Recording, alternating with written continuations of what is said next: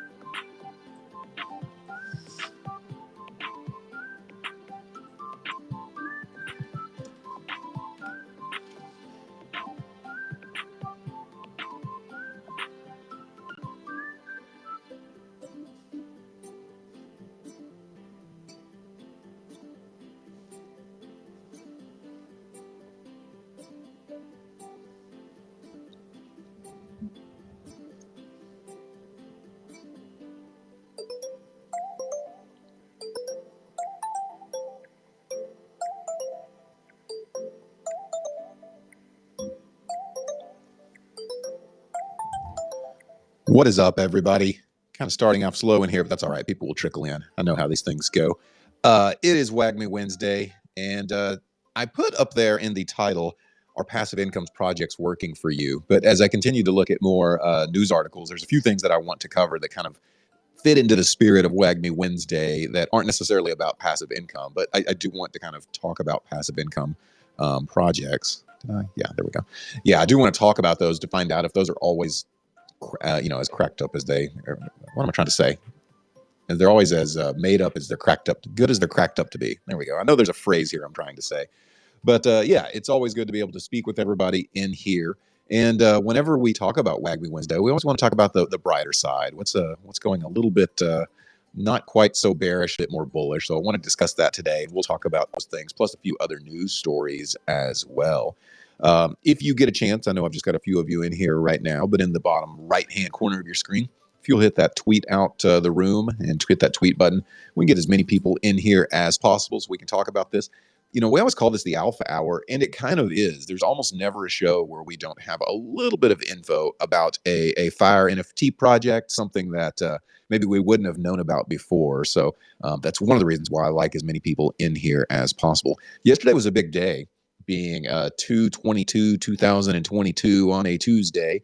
A lot of projects wanted to launch with that cool numerology.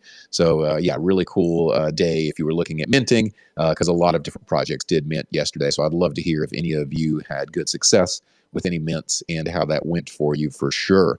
First of all, let me introduce myself. I am the Voice of DeFi. You can find me on Twitter at Voice of DeFi. With me, as always, is the wonderful Christine Barnum. She is the co-host. And Christine, I'm going to try to not even call on you right now because I know you're busy hustling and I'm actually okay. here. Well, a lot of times at the beginning, whenever you're putting out tweets and everything, I just assume you're grinding. Yeah, I tried to do it super fast. I'm like, before he calls on me, I have to get these links Well, I out. try to do like a long, drawn out intro to kind of give you a time and chance to be able to do that. So yeah, you can have you've had enough time, I guess, to be able to do all that. Well, how are you doing today? Anything special happened to you in the last 24 hours? Did you mint anything that was amazing? I'm drained from yesterday just because there were so many mints, and I was part of like ambassador teams to a few projects that launched yesterday, like out of the thousands that did launch yesterday. And then we also launched our project Golden Ticket Club. So we were part of that 22222 mint. The only difference with ours is our mint is 7 days because we were fully aware that yesterday was going to be very draining with like all the projects. But on top of that, I think I did the Jaws. We both did Jaws. Did that. I did Star Catchers. Oh, you did Star And, Catchers. I didn't yeah, Star I did Catchers. Star Catchers. Yeah, and then what else did I do? Oh, the MFR chicks. Dre has it on his profile. Oh yeah, I like that. They minted for 0.01. That's so awesome. 0.01. I should have got in on that. Did they sell out? Yes, they sold out, and I'm guessing because the price, and we also noticed that, people will Don't scan lie, into their Christine. Snap. You sold it out. They know you sold it out. So we woke up Dre, and he's like, I'm going to sleep. And we're like, no, look at these. Well, Scroop is the one that was like showing me. And then we were bugging Dre, like, look at these. He's like, I'm not convinced. And then now look at his profile photo. They He's made me all buy in. 30 of them, one to be exact. He sold his Psychedelics Anonymous so he could just completely buy everything, just mint it out. Right. So wait, they got sold out like all together? Oh, and like it was very slow, but right from like 12 to 1 o'clock in 1 hour, it probably sold out really fast. Yeah, it sold like 4,000 in like an hour. Do you And think when then a project That's does crazy. that, they wish they would have went higher? They wish they would have minted at a higher price? I don't know. And then now what is the floor, Dre? It's like, I don't know. I literally just rolled out of bed to talk to you guys. oh, nice. Good morning. I think it's 0.09 now. Is it really? Don't play with me.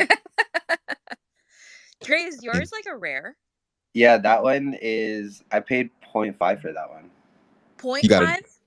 Yeah. Holy. So you got it off secondary. You didn't mint it. No, yeah, I didn't mint this one, but I found out that I actually have a more rare one that I did mint, so I didn't even need to get this one. But which one, Dre? there's the one that has the pink beanie on its head. It's rank number 60. The one I sent in our text messages. I'll switch to it. Okay, yeah. Wow, so you ended up getting a rare one and then bought that for 0.5. Whoever Dre bought that from is probably so happy because they got it for 0.01 and then Dre bought it for 0.5. Well, I was like, because we were in that space last night, and everybody was talking about what are the rare ones, and then we figured out that the zombies are the rare ones, and there's only 40 of them. So I was looking, and you know the first one that I sent, Christine, and I was like, you guys were like, is that yours? And I was like, no, but it looks cool, huh? That was actually like rank number 9, and it was only for 0.3, and I should have just bought it, but in my head I was like, I don't know if this is a 1 of 1 in the head, but I knew it was in my heart. You had a feeling. You must see Catcoin, I my should have friend. bought it. So now what is it at? Because it was 0.3, so it's probably like 1 ETH now. They just didn't even list it. Whoever bought it, and it was a verified person that bought it. Oh, forget it. It's done. 3 days before, I bought Catcoin, like $500. Now it's $10,000. Really, it's a good coin, a good community. Everything's safe, not scams. Really, you can see it. Catcoin. Thank you. Really. Thank you, Loki. No problem.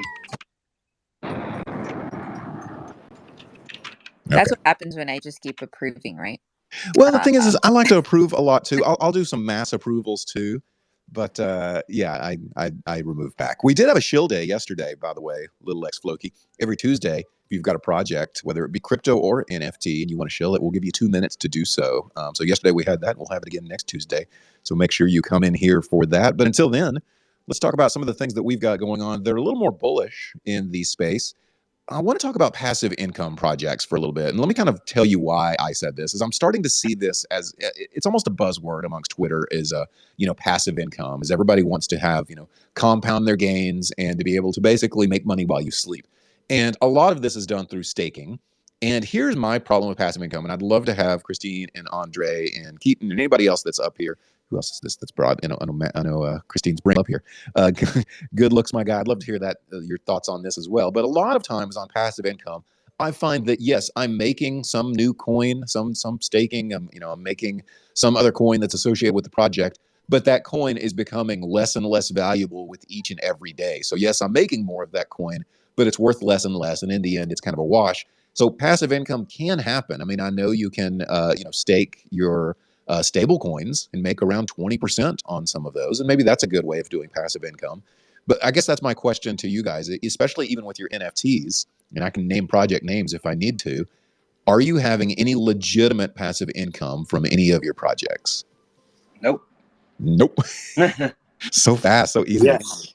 100%. Yes, I am. Well, hopefully with the babes. But I'm not really too concerned about passive income right now. I'm more so long-term holds. So I mean, if you consider PA has made us at least okay. If you minted, you've made at least 7 ETH in the I think what 2 months, 3 months. But that's like capital gains on something, right? Because I mean, I didn't know how to kind of define it because I mean, you are technically you're getting all the extra passes for free, also, right? Oh, that's true. Component 1, PAPP, those were free, and both of those are like over 1 ETH, almost 2 ETH at the time. So that's kind of like we didn't.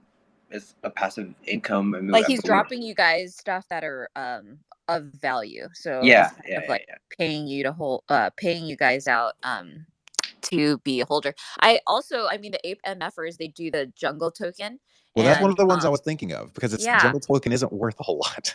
It's not. It was like $1 or something, $1 something, and then because the liquidity wasn't locked, people of course were like, "Oh, let me cash in." But I believe it's like 4 cents, and 4 cents is still good. And it's every day you get 88.88 tokens a day staking, and then if it's worth 4 cents, pretty good. It's 4 cents.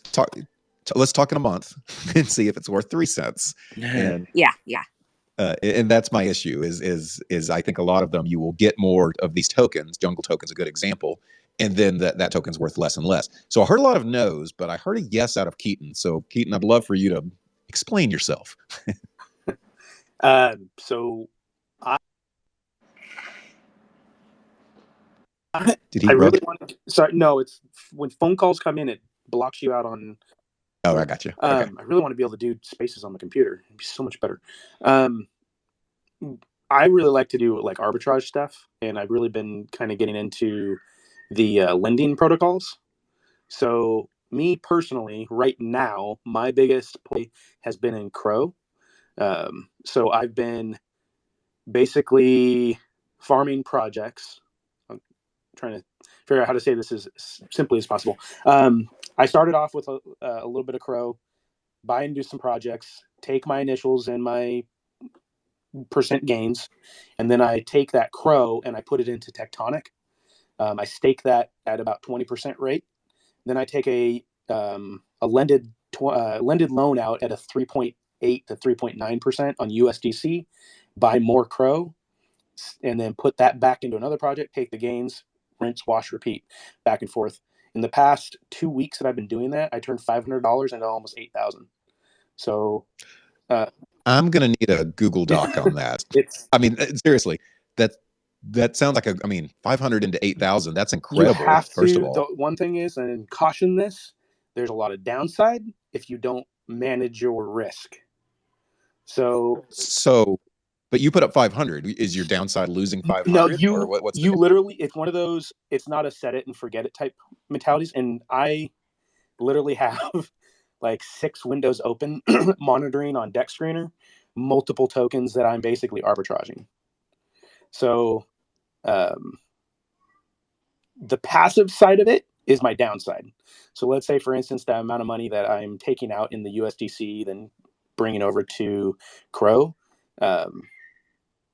the percent gains that I'm making from the 20%, about 20% on the Crow that's currently staked into collateral versus the USDC stable that I'm lending out or loaning out at the 3.9%. It does mitigate a little bit of that downside, but then you can't also get over leveraged. So I slowly basically start taking my gains and putting them back into Crow. So I started with 500. You can lend up to 80%. Don't do that. The max that you would want to do, in my opinion, is usually between 40 and 50% of your total amount. So just playing it smart, you can literally leverage the power of a strong main token, but never, in my opinion, don't ever lend out a non-stable coin. So that's just because the bottom could fall out, and the market could dip. But it's really you're playing the market in a way. But so you're right. That's not quite passive. I mean, it is in a way, but not necessarily. So but a lot of people that are just straight traders, just crypto or stock traders, just day traders, that's kind of the same thing that they may do. Of course, they wouldn't call that passive either, but it's still, I mean, it's and you can a lot of those platforms.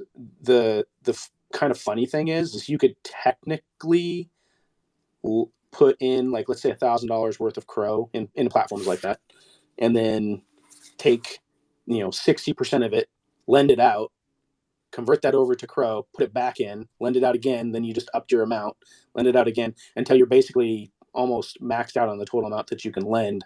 And you basically turn in $1,000 into staked into I'd have to do the math on it, but maybe around $3,000 staked, making 20%, where you're only lending out at 3%. So I like that you called this arbitrage, because at first I was thinking you were doing something different, but now that I'm understanding, you're basically taking the percentage that you're lending out versus the percentage that you're getting from staking. Correct. And Yeah. getting It's not the split. true arbitrage in the sense of taking from one exchange to another exchange, but you're basically arbitraging the amount between percentages that you're making on staking versus your lending cost. So, and Keaton's doing all this while like doing development work too. So we've got like 8 tabs open to do his moderately passive income at the same time of like actually getting and grinding and getting stuff done. So, all right, Christine, Dre, are y'all ready did y'all take notes on that? Y'all ready to do that? Yeah, real quick, is this recorded? Because I'm gonna need to run all that back. He's dropping golden nuggets. Yeah, golden nuggets. I like that. Yeah, that's pretty good, and it is recorded, by the way. 2 things awesome. I'm going to start doing. So you see that little recording button at the top. It means it's recording, so you can play it on Twitter. But also, I learned yesterday how I can download it, and we put it to the Traderverse YouTube channel as well, which will be there in perpetuity, as to where it's only on Twitter for 30 days, I think. So, yeah, I'm going to need to look at that again, because I've got some stable coins sitting around that I wouldn't mind churning into something. And yeah, that sounds like pretty enticing gains. And the thing is about a system like that, you want to get on it rather early, because usually whenever the masses get on a system like that, it can kind of water it down a little bit, and the arbitrage isn't there as much. Yeah, you definitely have to watch that kind of stuff. And honestly, like, there's a lot of other lending platforms that kind of are based on that same kind of mentality. But be careful, the lending platforms you're on, how much TVL is in them, the total value amount in them, and just mitigate your downside. That's all I can recommend to people. It is risky in the sense of you're lending. So if you get liquidated, that's why you don't want to lend out more than what you can cover. But then again, I'm not doing these long-term plays. Like some people do these these long-term plays where you probably heard about them in the news, where someone takes, $50,000, puts it into Bitcoin, then, takes a loan out, on that, and then they get liquidated when the price drops, and then they're out like, $500,000. It's insane. Small gains, small plays add up more than big plays that could pay. So I'm only usually looking for 1% to 2% wins, and then I basically regurgitate that back and put it straight back into my staked amount.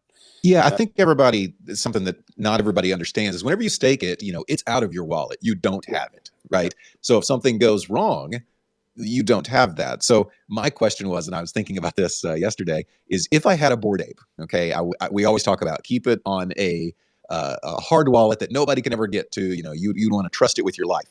What if Bored Ape Club offered staking? Would anybody at that value of the NFT be willing to stake it? And I'm going to guess no. I'm going to guess that nobody would be willing to stake it, because if something went wrong, you lose the Bored Ape. And to me, I don't know what the returns would be on something like that, but it sure does seem risky. So the higher amount that you're having to lend out, the greater of a chance that not the greater of a chance, but the bigger downside you could have if something goes completely wrong. So yeah, I would be scared to death of something like that.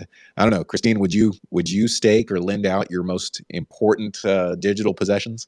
I don't know. I go back and forth already with that every day, and I'll like talk to a couple friends that do, and I'm still not fully convinced. I'm not sure. So it's the risk that you don't like, the risk of losing. Yeah. But the thing is here's what's interesting is I asked all of you guys if you make passive income from any of your crypto or NFT projects, and every one of you said no, because I think y'all were thinking in the traditional sense of like get your ape MFer, you stake it, you get jungle token, and everybody's saying, no, I'm really not making any money off that. Then Keaton came in and said, yes, I am, but his process was, pseudo passive and a little more, need to be at your screen and need to be paying attention sort of a thing. So maybe that's the answer here. Are passive income projects working for you? No, but you can still make pretty good returns without actually, with working at it a little bit. What's up, Dre? You got your hand up? Yeah, have you guys ever heard of nodes? Like creating the nodes, like Thor nodes or I have 10 of them right now. Thor nodes? I have 2 Thor nodes, and I have 1 strong node, and I You have a strong one too? Yeah, and I have 7 grow nodes. Okay, can you explain it to? Because I've been sent this multiple times by my boys. They're like, dude, get on it. It's like $2,500 right now. They're making $65 Yeah, a day. explain like we're 5. I need to know. Okay. So basically, the nodes are a additional way to help out a proof of stake network to basically additionally lock up the. So, like, let's take Tor for instance, right? You're taking that token, the native token for the project, and you're locking that amount up to basically be used to do additional farming on top of that. So what's happening is they're basically taking the amount that you would traditionally more or less stake and using that to kind of bolster the back end of the network and to help manage the proof of stake mechanism. So you're kind of like, in a way, lending money to make money. Is what I mean. That's probably the less technical way to explain it. I mean, lending money to make money, that just sounds like a loan with the percentage. It is, in a way. Like, there's a whole bunch of like smart contract functionality that works behind the scenes. It's really hard to explain unless you can kind of like see like maybe like a diagram of how everything kind of goes through it. But it sounds like a few other people might have hands. I'm not probably the best to explain it. Well, you do it. So, but yeah, I understand. I just want to know, does it make the $65 a day? If it does, I'll set it up. That's all I need to know. He's in. Okay, I'll say this. If it sounds too good to be true, be careful for Drake, because it is good. But it's one of those things, those that got in really early, like I got in very early.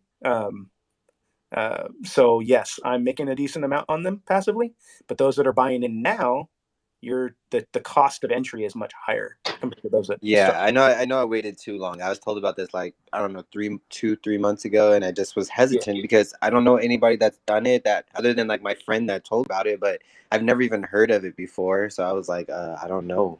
But you just mentioned several different nodes. I'm sure there might be another new one that's coming out. There's multiple, and a lot of them are all based off of either like Thor or Strong.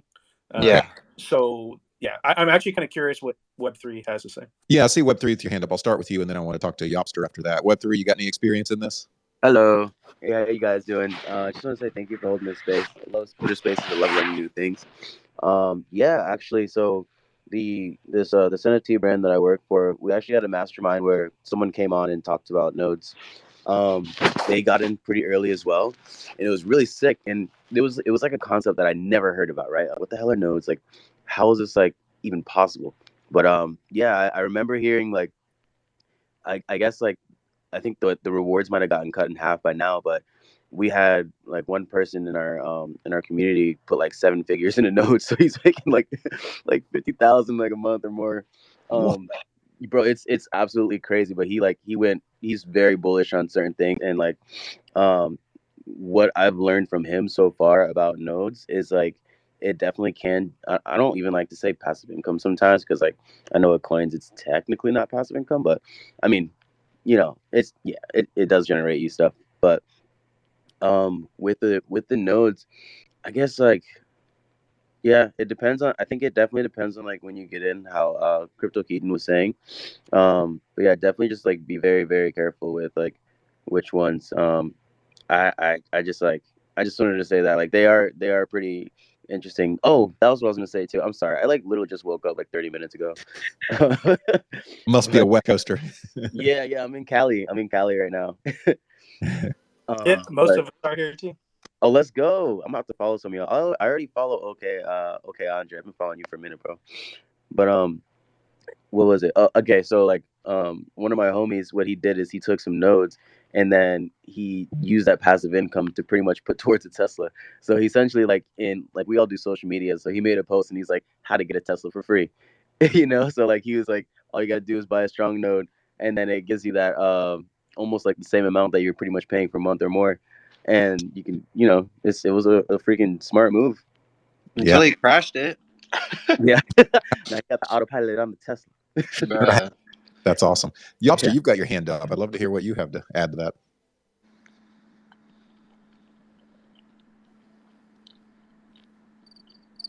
that. I know you are waiting. No, but I was the same. Like I didn't know anything about them, and it was scary because it was like it's funny when I look at it. It's like, oh yeah, bro, just put in $2,500. This was like 2-3 months ago. When I look, I just spent like over an ETH on these MFR chicks. Passive income. Consider myself a seeker.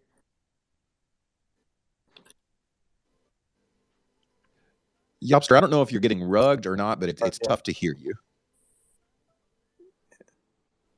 Can anybody else hear him? No, I think you're right. Not really.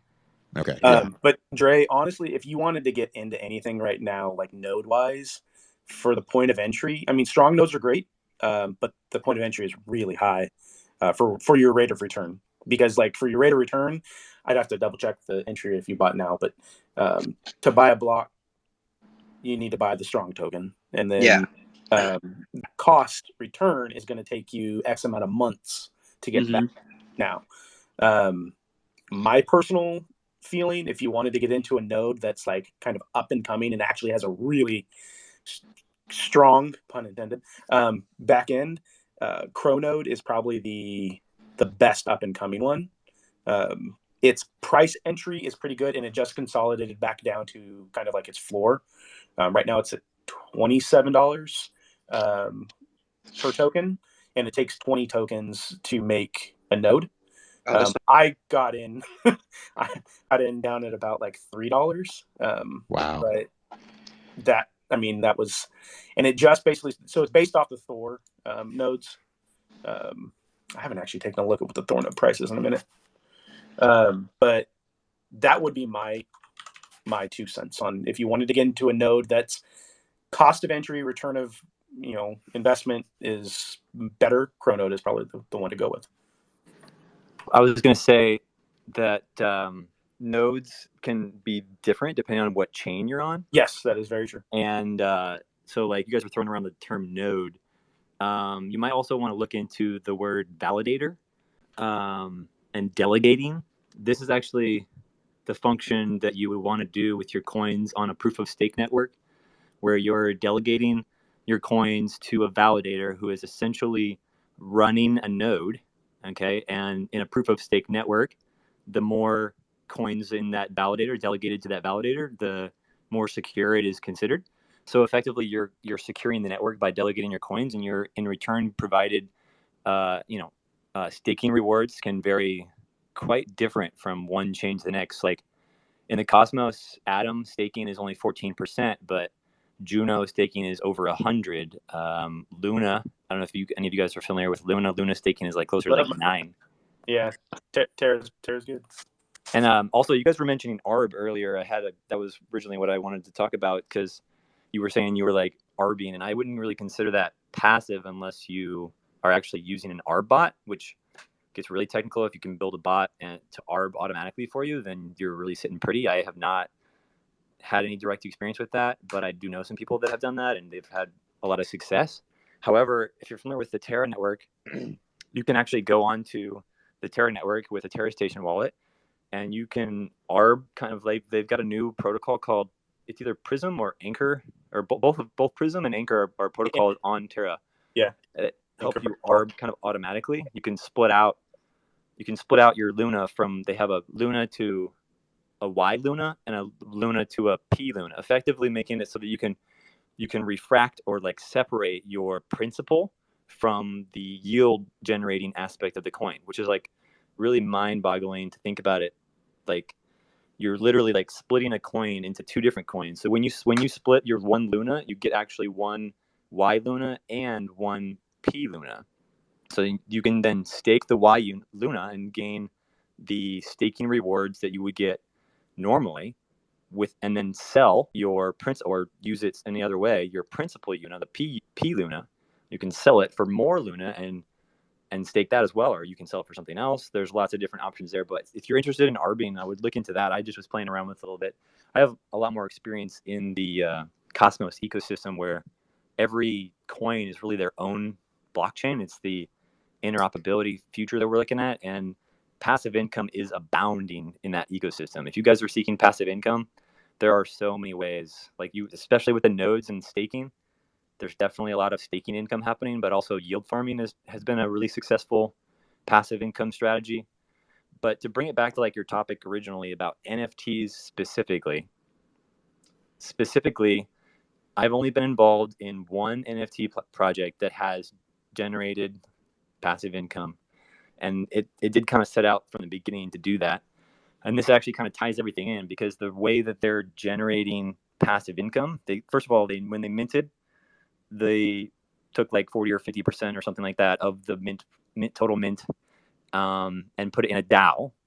And they're using DAO tools to make sure that all the owners of the NFTs get to vote in the DAO. And they also set up a node. So again, bringing it all back full circle, set up a node for the secret network. And for me, owning a node for a Cosmos ecosystem is kind of hard. Like, I know you guys were talking about the Thor having kind of a prepackaged box system where you can buy coins and set up a node that way. That's an interesting way to get like a decentralized, node. I'm really for that. But it's kind of hard. You have to be really in some of these other chains. It's kind of hard to set up a node like by yourself unless you really have some technical expertise. There's a lot of hardware involved and constant upkeep, because if you don't maintain it properly, you can get slashed. So that's it. If you get slashed, obviously it's not a good word. You don't want to be slashed. You don't want that to happen. So you have to constantly maintain your node and make sure that it's keeping up with the system, because effectively you're running a parallel blockchain. You're keeping in sync with the blockchain at all times. So it's not a passive thing to run it by yourself. Okay, but owning a fractionalized piece of that node, for example, this NFT project I'm talking about, where if you own one of the 420 NFTs, you own a fraction of the node and are getting airdropped. They're calling it airdrops so that you don't have to worry about the SEC. So it's not a security, but you're getting airdropped the profits from the node, and as well as the profits from the DAO that has staked most of their income from the original mint. So I thought that was an interesting add to the conversation. Hey, for that NFT project, what's that project called, and is it minted out? And only 420, it probably is. Yeah, actually, it was minted in literally 4 minutes. Jeez. What's it called? It made a record. The secret network is the blockchain that it's on. It's called the Clandestina Gang. The secret network is, if you're not familiar with it, it's a Cosmos ecosystem. So it's own layer 1, but it has it defaults to privacy. So it's kind of from a user experience, it's kind of difficult. It's not as easy as some of the other Cosmos chains like Terra and Osmosis are really easy to use. Secret Network has that built-in layer of privacy, and which sounds awesome, and it is awesome because I think privacy is a human right. And it's also it's regulator safe because you choose to unlock your privacy at any time and provide it to authority or any doing taxes or whatever you need to do. You make that choice and you can unlock it. But from a user experience, it's kind of difficult because you got to like literally unlock every step of the way to view your coins because it defaults to private. So I mean that's good. There's good and bad aspects of it, but the NFT is the Clandestina Gang, and you can find Secret Network NFTs on the Stash app. It's Stash with 2 H's. Stash app. If you want to find them on Twitter. Yeah, I can't do it right now because I'm incapable of multitasking. But somebody on here can take a look at it, and I'll look at it afterwards. That was great info, by the way. Really. Up top, just FYI. Yeah. Oh, thank you. The Prism protocol is actually really cool. When he was talking, read it. It's definitely something you want to read because you need to understand. Like, I need to do some research. Better and broadly, more so, how it works. It I definitely need to do some research and kind of educate myself a little bit. You've had your hand up for some time, and I want to make sure I call on you. Sporific78. What a cool name. What's up? Hey, no, I appreciate it. A couple things. One, to piggyback on Yapster, the Cosmos ecosystem, I think, maybe the tokenomics, they just keep producing coins, but I think they got a lot of special things going. I'm not too computer savvy on the tech side, but I did run a testnet validator node for Orion, which is a part of the Cosmos ecosystem, runs its own chain, exactly like Yapster had said. And then when that kind of went live, it became too technical for me. And then I did exactly what he had said and just found someone and delegated, those tokens. And as long as that person is, in compliance on their tech side, it's an easy way, to stash some tokens. And then two other, one, Kusama and Polkadot, interesting kind of creative way where, you buy a token and then you can loan it out, and then like in Kusama's kind of situation, you loan it out for almost a year, and then you're going to receive another token in that ecosystem, and you usually receive a piece of that early, and then over the next year you're going to receive the rest of the tokens, the rest of the token allocation. So an interesting way to have an asset that you're going to loan out and then keep loaning out. You always have the asset, and then you're gaining another asset with it. So that's kind of interesting. And then to tie it to the NFT side, the only project that I had seen, because this is something I think we all look for, and it's not huge, but it kind of ties in some ideas of it's not a DAO, but it does have some voting, some centralization to it. But Ian Murray's The Everyone's, it's a project that basically the group, the token holders, decided to allocate 12 ETH out of the treasury to be dispersed at the end of March, which would represent the quarter, and they basically are evenly distributing that amongst the token holders. And the numbers on that comes out, I think the mint was 0.08, and I think each token that you hold is going to return 0.0125. So now you're talking maybe a 15% kind of number over a quarter, which is pretty solid. And you had said this before, talking about when you stake, that token is going to leave your wallet, right? So that creates some uncertainty and some additional risk. What they did is they did a gasless staking, and the token is in my wallet all the time, the entire time. Wow. So, that's but it is cool. But I think that's the creativity of the people leading the project. And I think the token is trading at 0.14. So it's not blown out of the park by NFTs. Greetings. Does that Hey, Greetings. can we let him finish what he was saying, and then I can bring you up just a moment? So to me, it's not something that's blown out of the park, but it is, above mint. It does have what seems to be some creative ways to stake, limits some of that risk that you guys are talking about, and allows some passive income. Now, it doesn't mean it's always going to be like that, and this required the group to vote.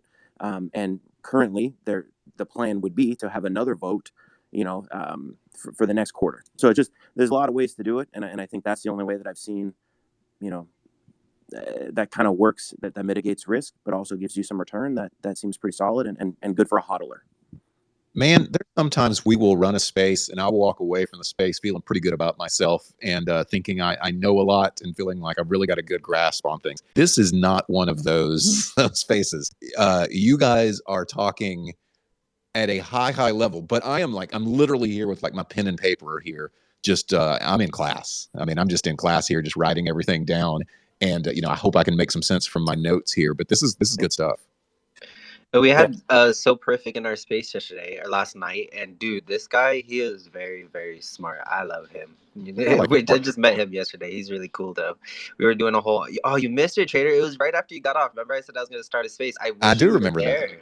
We had such a really good, like, real deep conversation on if college is needed and entrepreneurship path and all of that. I could have definitely participated in that. This is where you West Coasters have an advantage.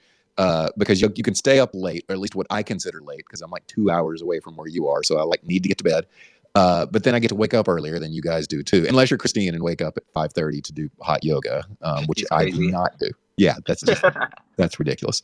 But regardless of what time zone I'm in, you're not gonna catch me doing that. But yeah, I had to get to bed. But I saw some of the chatter that you guys were talking about, and it sounded like an awesome conversation. I wish I would have been involved in it, especially if you're meeting people like Sporific7. So Well, we're Yeah. doing it tonight at 8, so make sure you're there. We're doing actually how to start your business. Ooh. And See, it's 8. Hey, when did you make that decision? last night. Because everybody wanted to keep going, but it was literally so late already. I was like, oh my God, I'm going to die. And then, of course, I was going to go to sleep. And then Christine and Scroop and them dragged me out of bed to go mint these MFer chicks. Hey, looks like that. Hey, and the floor's coming up on them. But Yeah. hey, real quick, Andre, we're almost at, if it's okay to show it, we're almost at 100 tickets. Yay. Heck yeah, that's awesome. So maybe something special soon. Yeah. Something up for the Golden Ticket For Club. the Golden Ticket Club, yeah. There might be something special soon. Well, everybody that's in here, I just want to do a quick reset of the room as we kind of do the final leg of the room. But if you're in here and you're like, man, this is some really good discussion going on about passive income, which it is. This is the Traderverse Alpha Hour. We do this every Monday through Friday at 17:30 UTC. Traderverse is a soon-to-be released whole social media network revolved around trading, and whether it be stocks or NFTs or crypto. And it'll start out with a complete AV streaming platform. Okay, that'll be the first feature, but it's going to have so many other features, including assisted trading. Think like a Google Assistant or a Siri or Alexa or something like that, but helping you with your trading decisions and at least giving you some information that might be useful for you for trading. So Traderverse will be coming out soon. Make sure you follow the account that I am speaking from so that you can learn more about it as it releases. It will have its own token and its own ecosystem, and part of your rewards, as we talk passive income, might be that this isn't really passive, but it's rewarded and kind of gamified for those that can make calls. If you put a call or a put for stocks, or you say this is a hot crypto, and it turns out that you're right and it goes to the moon, then you can be rewarded for that within the social media network through the token, which is called the takeoff token. So look for that. Follow this account, and you'll be able to learn more and more about that. Now, we've talked about some passive income. It sounds like you guys are really looking into nodes and that sort of thing for passive income.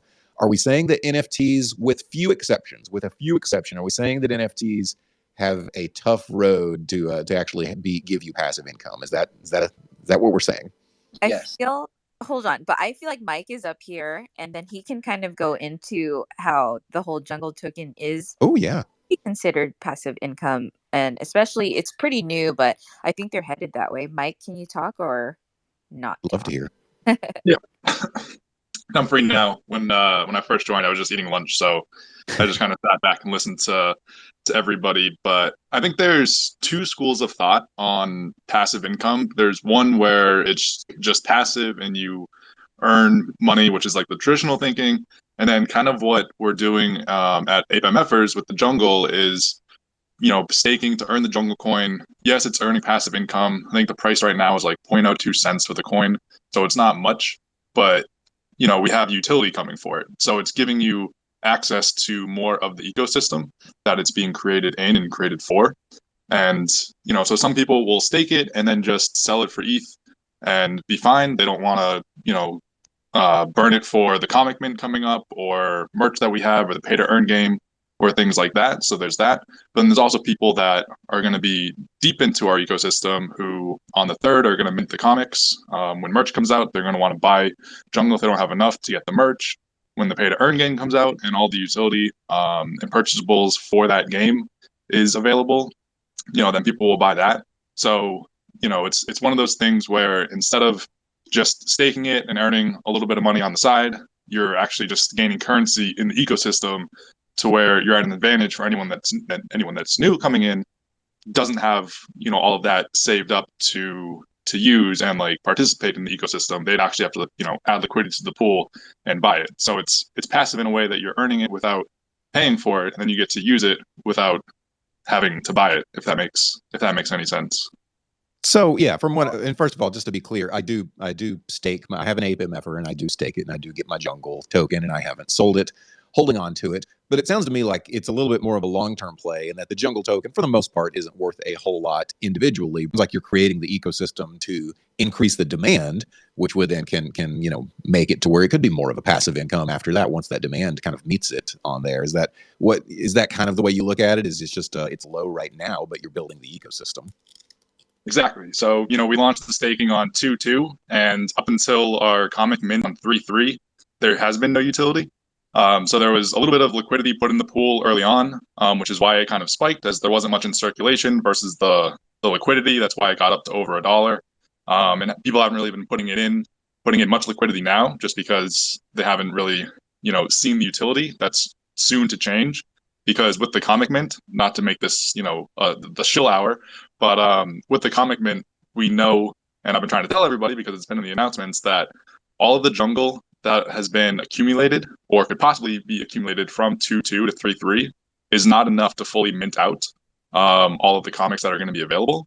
So it's gonna, once people start burning, the price is going to go up. And then once they realize that even if they've been staking the entire time, they don't have enough to get all of their comics, they're going to go to the liquidity pool quickly to get their comics. So once that happens, that's when you're going to see the price rebound as it gets burned, and people who don't want to wait to earn the rest of their jungle to fully mint out all of their comics. Which a 30-second aside is every ape MFer has a comic tied to it, so you're never going to lose it. No one can front run you on the comic tied to your token ID, so there is no essential rush unless you just want to get it over and done with. But yeah, like once people start burning the token and not selling it for point or 2 cents, then yeah, that price will go up. And then down the line, if the next utility that comes out isn't something that you're looking for, and other people are, that's how the price is going to rebound and be a little more than 0.02 cents. So if anyone's in here that is an ape MFer and thinks long term in the project, not financial advice, but it would be a good time to start buying and stacking up jungle at 0.02 cents, whether it's for the comics or just for kind of a long-term hold for the future utility that is to come for different people looking at different utility that they want to use their jungle on. Cool info. Seriously, I like. I've always liked the Ape MFers. Just it's a cool project, and the jungle token. It's good to know. I'll be honest. I didn't know a whole lot about the comic release. There's just so many projects. It's hard for me to keep up with announcements. I've told y'all my idea of somehow a platform that allows me to keep up with all the different announcements for different projects that I'm involved in. But thank you for giving that update on there. It helped me out to better understand kind of the passive income side of Ape MFers. Yeah, and I actually heard, I haven't done this myself, but I've seen people just set up their own private Discords and just follow every project's like announcement channel. So you can just go into one Discord and read through all the announcements that you're missing from your favorite project. I need to do that. I just didn't have a disdain for Discord already. Maybe I would have already done that. But yeah, maybe I need to go ahead and get over it and try it. I've had a hand up for some time, and I wanted to see what they had to say. Felix, what's up? Howdy. Not my first time jumping in one of your spaces, Traderverse, but first time speaking. I've definitely enjoyed them all so far. It's my first time hearing about your takeoff token idea. I love that. Gamifying calls a little bit. I think that it would honestly be a service to some of the newer members of the crypto trading community, where they could maybe get their feet wet and start seeing how things play out, before they get wrecked, aping into something. So I think that's a fun idea for sure. But yeah, I just wanted to share really briefly my experience with like nodes and DAOs, and just kind of my thoughts on them so far. I mean, I've only really been kind of tracking them and trading them for like a month so far, basically. So I'm definitely new to the concept. But I have to say that personally, even though I have definitely made a couple of bad entries and great entries, overall, I think I would have been satisfied with the trades if I had just chose to swing trade the tokens rather than actually buying nodes. And that's kind of based on my personal where I'm at in my investment journey, which is that young, and I feel like it's a good time to be aggressive. So people in different situations that might be more stressed than they're interested in taking on. But I think that realistically, the proposition that unless you're talking about maybe strong block or Thor, that some of these node projects are giving you, which is passive income in a way that's stress-free, basically, is not realistic because of one of the volatility of the price of a lot of their tokens, and then two, just the changing I don't know how many people are in node projects that don't at least daily check in on the DApp, on the Discord. Do you know what I mean? So it is guaranteed in a sense, but it's not as passive as Sure. as people make it out to be. And then it's not to say that there aren't good investments in the space. Right now I'm really interested in power nodes personally. I mean, I'm not saying it's a good entry right now, obviously, but yeah, I like their team. But what I'm really bullish on right now actually is Tomb Forks on Phantom. There's obviously a similar situation where there's going to be some rugs, obviously, but overall the liquidity is a lot higher in those projects, so it's easier to kind of get in and get out when you want to. And then the daily yield, can also be extremely high. So yeah, I like the Tomb forks. I'd say probably Tomb Share is the most established and safest. Are you saying Tomb, two like TWO, or Tomb like Sorry, like? Tomb It's on forks. Phantom. Yeah, Yeah. Tomb Be Finance is the very, original very one. careful. I will definitely stress, because Absolutely, yeah. Sounds like you're some good yeah, advice. there's someone, I'll just leave it unnamed. There's someone that owns, like, I don't even know how much he owns now, but he owns, I'd probably say, like 70 to 80% of Phantom. Wow. So be very careful with Tomb. I've made some good quote unquote income off there, but then also recently, when the 3 share and the 2 share was done, he made a funny joke in Discord about it, and that kind of soiled me on it. Oh yeah, Anyone no, that I mean they're saw that, I extremely was not happy. volatile for sure. I There's also literally some on was the AVAX scrambling network. so freaking quick to remove my liquidity from the pool when he did that. I was pissed. There's a lot of people pissed, but that was pretty. That was jacked 2 up. share, you said? What 2 share? Yeah, Tomb, TOOMB, the one that Harry. Sorry, shit. Yeah, so I don't want to send fun. There was some What is happening? stuff that happened. So I had a lot of money in there. I'll just say that. Yeah, no, that's reasonable. I mean, Tomb Finance is like still a Tomb relatively is young great. project, right? And Yeah. they're kind of like doing their best to like corner the market, it feels like. But then there's also tons of projects like replicating it. But just yeah, I don't know. I mean, it's obviously a very young space. There's similar concepts on AVAX, but overall, I mean, I think it's an interesting concept where, yeah, I mean, I'm not the guy to explain the tokenomics of it, but essentially there's just more liquidity if you're trading it than versus like a node project, obviously. Well, the whole reason for Tomb, for those that aren't aware, FTM didn't have enough liquidity share out in general.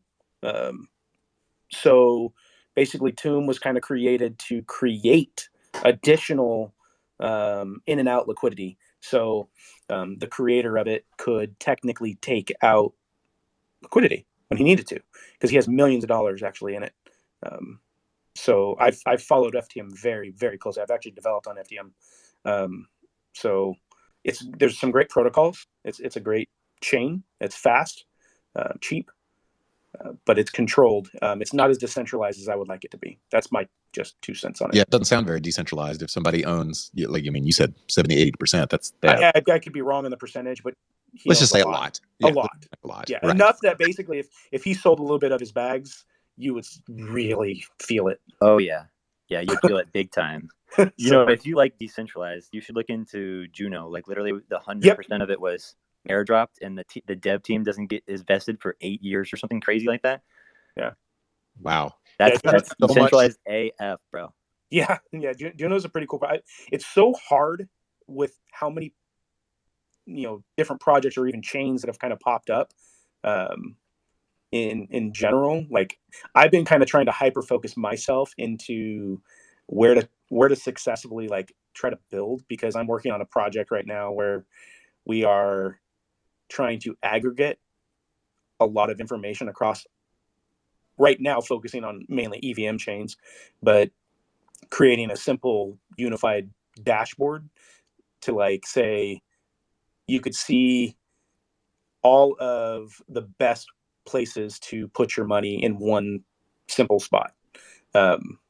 And that right now is kind of my big focus, but a lot of these underlying chains I think they're solving a lot of stuff, but I think ZK rollups in general is going to help bring kind of like the underlying like help across multiple chains.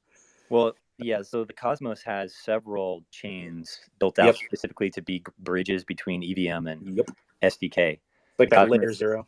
Yeah, so if anyone here's listening doesn't know what we're talking about, EVM just refers to an Ethereum, basically Ethereum, if you just want to keep it totally like layman's terms. But and Cosmos SDK refers to an open source blockchain design mechanism that the Tendermint team built and made open source like a long time ago. And it laid out a plan of interoperability amongst chains. So instead of having Ethereum and then Sol and then AVAX, and then later on they think about building bridges, and maybe the bridges work and maybe they're expensive and maybe there's big VCs backing some of these chains. Instead of doing that, their model has been totally open source, 100% grassroots, tech first, marketing later. If we do marketing, so basically everyone is able, since it's open source, everyone is able to go in there and be like, oh, I can just basically copy and paste and use make a blockchain of my own. I don't have to be a token on Ethereum and charge people $50, $60 to transact. Since it's a proof of stake system, you're looking at like 6 cents usually. I mean, it varies from chain to chain, obviously. Since they have their own chain, they can set up their own rules. They can say that you have 0 transaction costs if they want. And in fact, that's literally exactly what Osmosis' own, the first DEX that built their own chain inside the Cosmos. I say inside the Cosmos, it's its own separate blockchain using the Cosmos ecosystem, Cosmos SDK, which allows it to effectively transact between other blockchains that use the same design system easily within one transaction. It's not like you have to go to a special bridge and like lock it up and get a different wallet and unlock it and stuff like that. No, same wallet, one wallet, Kepler wallet for the entire Cosmos, pretty much, as like the MetaMask of the Cosmos. And you can go from one chain to the next. And this allows the chain to have a lot more focus. And if any of you guys have been in business, you can definitely vouch that you can't be pulled in too many different directions as an individual, as an entrepreneur, as an organization, across the board. You need to focus on your mission, your goals, and hit those, and have build out targets and knock those out instead of being pulled every direction. So think about the value that having your own chain adds. Like, you don't have to be at the whim of some random mint that's happening on Ethereum, and therefore the entire blockchain can't be used efficiently anyways. You have your own chain. You can set up the rules. You can do governance within that chain, and that's happening. It's happening. The chains are coming online in the Cosmos left and right. It's literally, and you were just talking about this a second ago about how it's hard to keep up with different projects here. I mean, it's hard to keep up with different blockchains launching. We're not talking about NFTs projects or projects. We're talking about entire blockchains launching. And we haven't seen a whole lot of scams in the Cosmos. And I say that hesitantly because there is a huge barrier to entry. You have to kind of create an entire blockchain. I mean, it's not a huge barrier to entry compared to building replicating a Sol, for example, or an AVAX, but since it's all open source and it's proof of stake, and you can kind of look off a page, and the community of devs is really working together, and they're really tight. They're really awesome, and so I'm not bullish enough on the Cosmos, to be honest. I'm sorry I end up I'm bullish as shilling the Cosmos, but it's really coming down to explaining the technology and why that matters to you as a business person looking to launch a project. Where do you go? You want to go to Ethereum that's antiquated and already taken over by, it's already old news. And at ETH 2.0, where's this at? I would love to see it. I've got tons of ETH, guys. Don't get me wrong, but think about the tech of the next step. Like, you can have your own blockchain in the Cosmos and focus on your specific, your niche. That entire blockchain, when you come to that blockchain, is entirely focused on gaming, or is entirely focused on money markets, or is entirely focused on bridging. There's like 3 or 4 of those. Well, this is what I know whenever I hear you guys talking about this, because this is all high level. But I know at one point, just the idea of a blockchain in Bitcoin to me was like way high level. And I probably didn't get into it as early as I should have, because I hear it and I was just like, that's too high tech for me. Even though I'm kind of a technophile. So I guess what I'm saying, when I'm hearing you guys talk about all these things, it makes me think like, man, I'm writing all this down. I may even like listen to this again, because what you guys are talking is over my head. Just all cards on the table. It's high level. But I want to understand it, because I feel like as long as I understand it, you can keep from missing the boat as you understand some of these things early on. So I think it's really valuable to be able to understand some of what you guys are saying, whether it be nodes or like you said, each thing is its own blockchain. I think that's really cool sounding. So I need to look further into this, and maybe I'll make my own space on my personal account at some point later and see if we can start that again. Maybe I'll invite you guys in. But well, that's the end of our hour. I did see your hand up, Web3. I do appreciate your input in today, but we're out of time. So I do appreciate. I'm sorry. It'll be really quick. Yeah, go ahead. Income for any project. So when we were working on our coin and stuff, we heard that like it's not technically good to say that your coin will bring in passive income legally. So that's why I was just trying to like protect everybody and just make sure that you're saying like the coin is part of your own ecosystem and it can be used in your ecosystem. The founders will never buy, or they'll never sell the coin to you, nor can you buy the coin from them. It's just using the ecosystem, but any ERC token is technically tradable. So that's just like some stuff that I've heard, just to protect anybody that's trying to create their own coin or run that in their business. Ooh, that's actually really good to Mhm. hear. Yeah, of just maybe the verbiage you should use to legally protect yourself, right? It was airdropped to me. No promises made. Yeah, exactly. It was exactly. it just happened to show up in the wallet, right? No one said that you will definitely get this in your wallet. It was just airdropped. Yeah. Man, that's good. And yeah, I'm gonna definitely remember that. So thank you for. I'm glad you actually came in and said that Web3. That's really Of good course. to be able to hear. Yeah, anytime. I went to this Everybody, crypto tax event, so like they kind of like nailed some things in our head.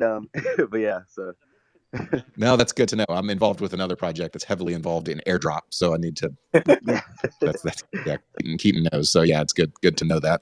All right, guys. Well, we are at the end of our alpha hour today. Tomorrow we will be back at 17:30 UTC. That is just 23-ish short hours from now. So we will be back tomorrow with Traderverse. Like I said earlier, Traderverse will be a soon-to-be released social media platform that is gamified, that is rewarding for those that are able to provide great content. And frankly, what the discussion we had today was great content. I would probably add in a little bit of takeoff token and do a tipping mechanism if I heard this type of content on the actual Traderverse platform. So look forward to that and follow this account. You can also follow me, my own personal account at Voice of DeFi, which maybe I'll start up this chat up again later and maybe invite some of you guys because this is good stuff that I feel like I probably can't get enough of right now. All right, so until next time, we'll be here tomorrow. Until then, I love you all. Peace.